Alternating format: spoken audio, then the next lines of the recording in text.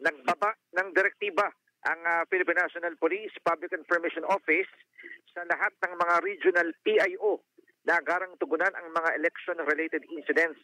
Ayon kay PNP Public Information Office Chief Police Colonel Randolph Tuanyo, dahil sa pagbubukas ng Media Action Center sa Kamkrame at ibang kampo, dapat maging mabilis ang responde ng lahat ng mga PIO sa mga election-related concerns sa kanilang nasasakupan.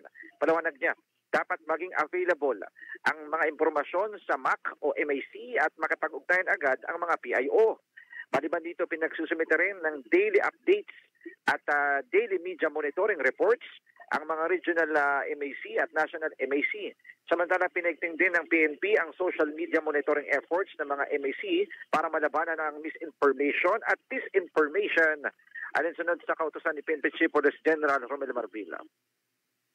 Ang inyong kapuso Mark Makalalad ng GMA Super Radio. DCWB dapat totoo.